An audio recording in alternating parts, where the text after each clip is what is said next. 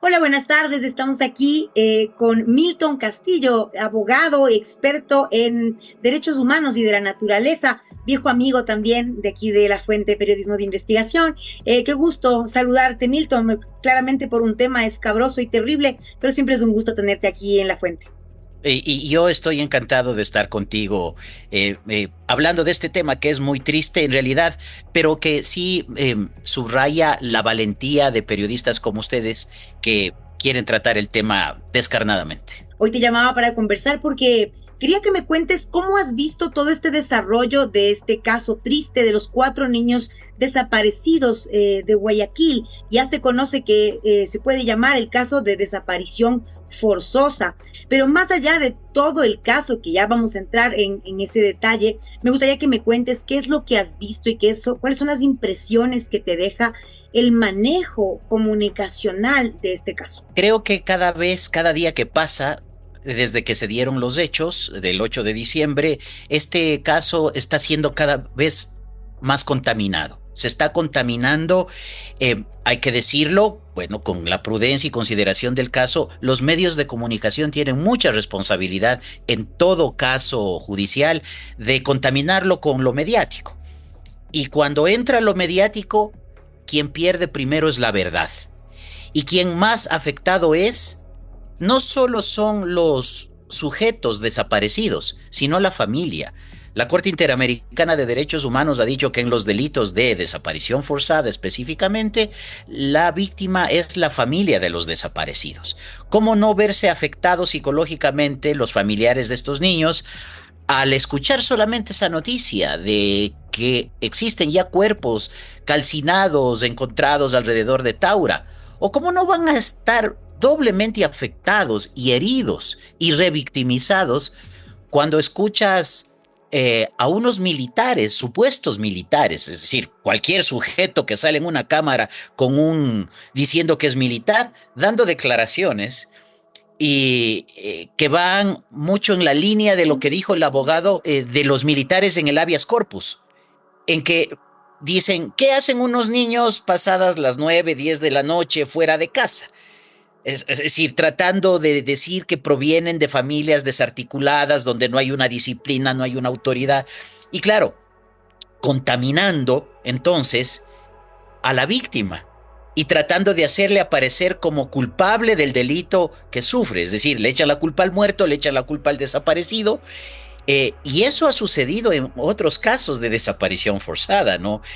Yo que fui hace 4 años y medio atrás abogado de David Romo y entré en la causa a defenderlo 5 años después de que ya empezó el proceso investigativo, descubrí que había toda una teoría en donde la línea principal de fiscalía y policía era que David era drogadicto, era consumidor y que fue llevado a un centro de desintoxicación en Pizulí con autorización de sus familiares, ¿no? Y que allí murió en su propia ley porque le había robado un bloque de droga a otro de los internos que era un peligroso delincuente. Y que por eso lo cercenaron, metieron su cuerpo estrangulado en un costal de yute y luego con los dueños de esta clínica fue llevado a un lugar donde con sopletes incineraron el cuerpo y lo desaparecieron y por eso no pudieron darle a su madre, a sus familiares, una respuesta de dónde estaba el cuerpo de David. En resumen, mira tú. Entonces, claro, cuando entra lo mediático y cuando tienes a todo el poder estatal Exactamente. atrás, entonces cualquier cosa se puede crear. Y a propósito de tu pregunta, con esto hago una pausa.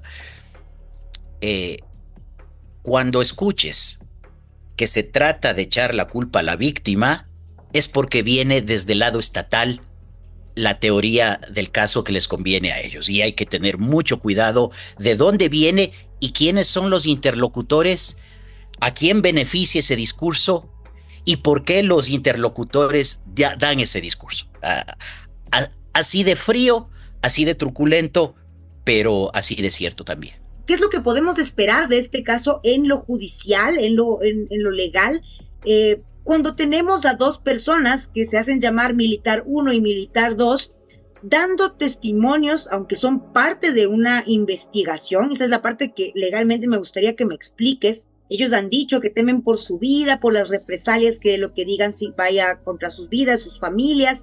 Pero ¿cómo es posible que estas dos personas, en teoría, son parte de los 16 militares que están siendo investigados por la Fiscalía General, digan todo lo que han dicho en un espacio que tiene investigaciones de vinculaciones con grupos delictivos? ¿Cuál es la lógica y en lo legal, cuál es el sentido? Hay varios elementos ahí que es necesario irlos desglosando. A ver, el primero, la validez probatoria de esas declaraciones. El medio de comunicación no es un notario que puede dar fe de que esa persona es quien dice ser. La única persona dentro de un proceso, un debido proceso judicial, que puede traer una versión, verificar la identidad de la persona dentro de un proceso penal investigativo es Fiscalía, en primer lugar. Entonces, allí estamos ante algo que puede ser ilegal, ¿no? Absolutamente ilícito.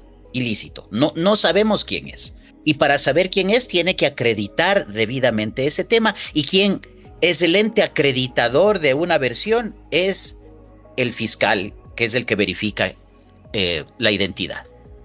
Primero. Segundo, dentro del proceso penal, la etapa de investigación previa es reservada. Por lo tanto, no puede ser dicho esto que utilizo nuevamente la palabra de su momento, va a contaminar completamente la investigación, ¿verdad? Entonces, quedan muchas dudas sobre la veracidad de lo que se dice, pero sí a mí, por ejemplo, como persona que tiene un criterio propio siempre de las cosas, me llama la atención y digo, ¿a quién pretenden beneficiar con eso? O que saca un medio de comunicación que está en entredicho en su accionar, tratando de decirle al Ecuador, miren, nosotros estamos ayudando al gobierno para que su teoría de seguridad, de instrumentalización de las Fuerzas Armadas en la lucha contra la delincuencia, sea adecuadamente valorada por la población. Miren nosotros, que en su momento fuimos acusados de estar con esos grupos irregulares entrevistando a procesados, ahora tenemos tanta independencia, objetividad, que podemos, pueblo ecuatoriano, estar del lado de la verdad desde los militares. Creo que eso, como suelen decir los periodistas, es una lavada de cara. Pero, en fin, en estricto sentido jurídico, no tiene validez alguna. Claro, más allá de quienes en las redes sociales quieran creerle y amplificar esa noticia. Pero en paralelo a eso, lo que llama la atención es por qué no sostuvieron esas mismas teorías en la audiencia de habeas corpus que presentaron la defensa de los niños. No dijeron nada de eso, nada.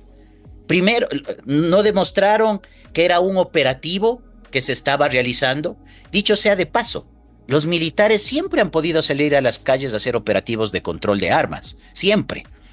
¿Qué tipo de operativo estaban haciendo? Aquellos que se enmarcaron dentro de un decreto ejecutivo de estado de excepción. Si es que fuera así, entonces eso era debidamente planificado, no era porque a un comandante del ejército o de la marina o de cualquiera de las ramas de las Fuerzas Armadas se le ocurrió, ¿verdad? Bien, no demostraron eso, ¿no?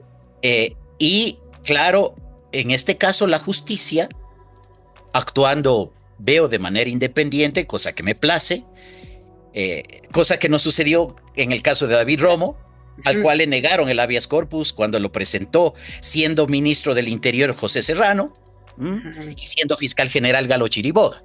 No, esos no son pequeños detalles, ¿no?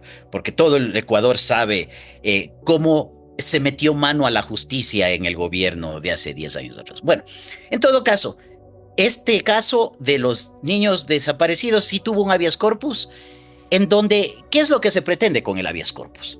se pretende sacar como punta de lanza de la defensa el respeto a la vida, el respeto a la integridad física, el respeto a la identidad de aquellos niños que un momento existían, estaban en el circuito social, viviendo, ejerciendo sus derechos libremente. Y si es que estaban infringiendo la ley, tenían derecho a ser procesados como la ley dice, ¿no? Se visibiliza a través del habeas corpus, que es una garantía constitucional, se visibiliza que el derecho de los niños a ser considerados primero inocentes, a tener un debido proceso, perdón, sigo insistiendo en ese argumento, no fue debidamente garantizado por parte del Estado, que tiene como primera obligación eso, garantizar los derechos de los niños. Bien. Y claro, cuando volvemos a estas declaraciones dadas ante un medio de comunicación por parte de unos supuestos militares, si dices, bueno, por Dios, era que lo digan dentro del escenario jurídico, democrático. Los medios de comunicación no son juzgados. Los medios de comunicación no son la fiscalía. Eso hay que decirlo también. Porque la sociedad, nuestra sociedad, querida Amanda, y lo digo con el mejor de los ánimos, se ha venido acostumbrando a que el escándalo en las redes sociales termine siendo la sentencia, el proceso, el debido proceso y la sentencia, ¿no? Así como en su momento las sabatinas eran el juzgado, de donde se decía quién era culpable, quién era inocente, quién era el bueno y quién estaba en el lado oscuro de la fuerza, ¿no? No podemos seguir permitiendo que el morbo que implica la opinión de la gente en las redes sociales sean las sentencias, sino hay que buscar un fortalecimiento de la institucionalidad. Bueno, esto te digo, la desaparición forzada, entonces, cuando se le acusa al Estado, el Estado tiene la obligación de salir a decir, a ver, un momentito, yo brindo todos los elementos suficientes y razonables y todas las pruebas que yo tengo para decir, actué bajo la ley, ¿no? Porque si tú juegas con el argumento de que el desaparecido era el responsable de su desaparición, no solamente que das a entender que eres responsable, sino que estás actuando de manera deshonesta, desleal. Y desleal no solamente con las familias y los propios desaparecidos, eres desleal con los propios principios de la institución que te cobija. Porque las Fuerzas Armadas es noble, es respetabilísima. Y ellos tienen un juramento cuando son declarados soldados del país, ¿no? En primer lugar, respetar la Constitución y la ley. Es la primera obligación de un militar, de un policía, de un servidor público. Entonces, cuando buscan argumentos así, de echarle la culpa, en lugar de aportar la prueba objetivamente, están demostrando que tienen una profunda deshonestidad académica, deshonestidad profesional. El gobierno no está actuando de manera adecuada, pero creo que el ministro tiene mucha posibilidad aún de apostarle a la verdad, ¿no? Independientemente de que a la cúpula de las Fuerzas Armadas le guste o no le guste, pues. Es decir, si el señor ministro tiene que enfrentarse a la cúpula de las Fuerzas Armadas por este tema, tendría que hacerlo. Y si él siente que la cúpula de las Fuerzas Armadas no está transparentando el tema, ahí sí, él tendría que renunciar. Y se vería eso como algo profundamente digno. Creo que todavía estamos a tiempo de que la verdad pueda salir a la luz. Y evitar que se politice el tema, ¿no? Porque mientras más tiempo pasa y menos claridad existe, los políticos, cual aves de rapiña, le sacan partido al tema, ¿no? Bueno, Milton, para ir cerrando, no sé si quieres decir algo más, algo que no hayamos dicho. Sí, hay unos derechos que van de la mano con la desaparición forzada. Y claro, tú dijiste algo que se me pasó y que es muy importante hacer referencia. Ya están hablando de ejecución extrajudicial. Ejecución extrajudicial. O sea, esas son palabras mayores que yo no me atrevería a pensarlas siquiera, por respeto a la familia de los niños, ¿no? Y porque no sabemos los resultados de la pericia que se tenga que hacer. O sea, es parte, a mí me parece, de toda esta contaminación jurídica que tiene. Eso había olvidado decirte. Y ahora, los otros derechos que están de por medio enlazados al delito de desaparición forzada y que no están siendo respetados y que aparecen con la desaparición forzada es el reconocimiento de la personalidad de cada niño, de cada individuo.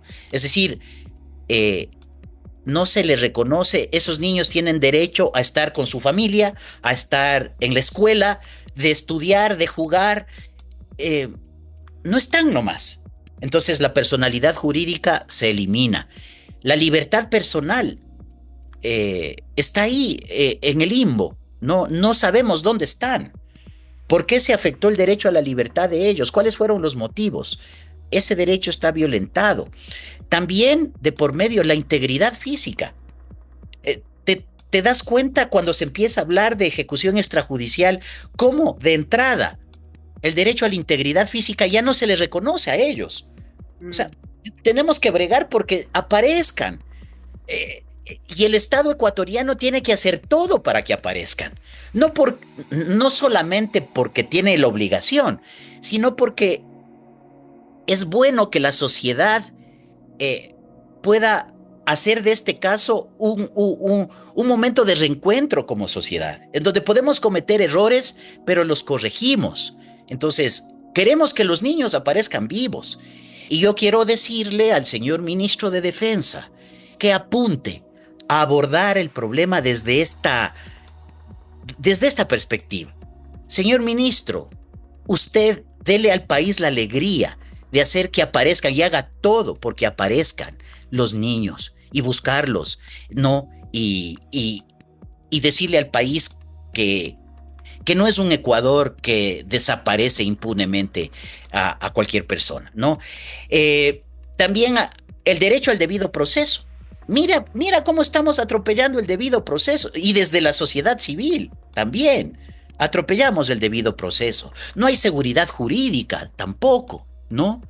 En fin, esos eran los derechos que quería comentar, están de por medio y que también hago un llamado a la Fiscalía a que actúe en este caso, sí, de una manera mucho mejor, distinta a cómo ha actuado en casos como el de David Romo, en donde no nos ha dado respuesta todavía. Han pasado como 10 fiscales, ¿no? Sin darle respuesta.